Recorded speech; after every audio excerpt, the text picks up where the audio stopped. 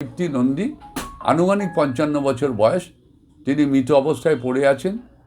তার স্বামী জীবিত অবস্থায়, অসাড় অবস্থায় সেখানে স্বামী স্ত্রীর পাশে শুয়ে আছেন। নৈহাটি পৌরসভার 17 নম্বর ওয়ার্ডে 22/2 রোডে তৃপ্তি নন্দী নামে এক মহিলা পচা কলা দেহ উদ্ধার করা হয়। আজ সন্ধ্যায় তৃপ্তি দেবী বোন বাড়িতে আসেন দিদির খোঁজ নিতে। অনেক ডাকাডাকির পর দরজা খুলে দেন ভাইপো। এরপরেই তিনি দেখতে পান তৃপ্তি দেবী বিছানায় শুয়ে রয়েছে আর পাশে শুয়ে রয়েছে জামাইবাবু। পাড়ার লোককে ডাকেন তৃপ্তি দেবীর বোন। এলাকার মানুষ এসে দেখেন পচা গন্ধ বেরোচ্ছে। এরপরে খবর দেওয়া হয় নৈহাটি থানায়। পুলিশ এসে ওই পচা কলা দেহ উদ্ধার করে। পুলিশের প্রাথমিক অনুমান বেশ কয়েকদিন আগেই মারা যায় তৃপ্তি নন্দী, কিন্তু পরিবার সেটা বাইরে প্রকাশ না করে ঘরের মধ্যে রেখে দিয়েছিল। প্রতিবেশীরা জানান তৃপ্তি দেবীর ছেলে বিকলাঙ্গ ও মানসিক ভারসাম্যহীন। পুলিশ বিষয়টি তদন্ত করছে কেন এই ধরনের ঘটনা ঘটেছে। আসলে ঘটনাটা কিভাবে হলো ঠিক বলতে পারবো না, কারণ আজকে সন্ধ্যে 7টার সময় আমার কাছে ফোন আসে যে এরকম একটা দুর্ঘটনা হয়েছে, এবং ঘটনাটা জানা গেল যে ওনার শালি যিনি মারা গেছেন তার শালি আজকে তাদের দেখতে এসছে এবং নক করেছে দরজায়। যিনি মারা গেছেন তার ছেলে অ্যাবনর্মাল, সে তার অ্যারাউন্ড এজ হবে 30।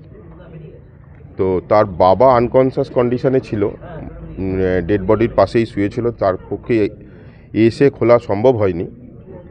যেটা জানা গেছে সেটা ওই ছেলেটি আসে মাসির ডাকে, এসে কোনো ক্রমে চাবিটা দেয় ওর মাসির হাতে, এবং তারপরে মাসি পাশের যে একজন প্রতিবেশী আছেন তার সাহায্য নিয়ে দরজাটা খোলেন এবং ভেতরে গিয়ে দেখেন যে ওনার দিদি মৃত অবস্থায় বিছানায় পড়ে রয়েছেন, এবং তার হাজব্যান্ড মানে ওনার জামাইবাবু তার পাশে শুয়েছিলেন।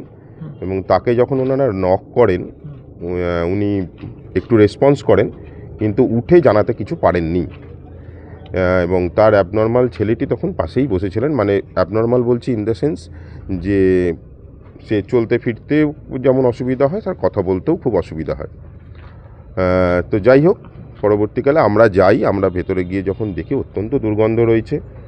রাজকুমারদা ছিলেন, সতুদা ছিলেন, আমিও যাই, গিয়ে দেখি যে প্রচণ্ড দুর্গন্ধ রয়েছে এবং ভদ্রমহিলার মুখ পুরো কালো হয়ে গিয়েছে, যেটা দেখে আমরা মনে হয় যে হয়তো কয়েকদিন আগেই হয়তো মারা গেছেন। খবরটা আমাদের কাছে কারোর কাছেই ছিল না।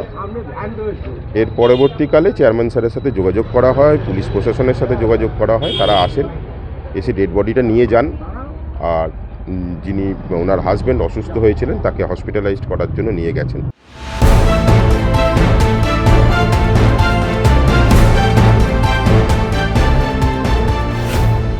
Bureau report, bengaltv.in।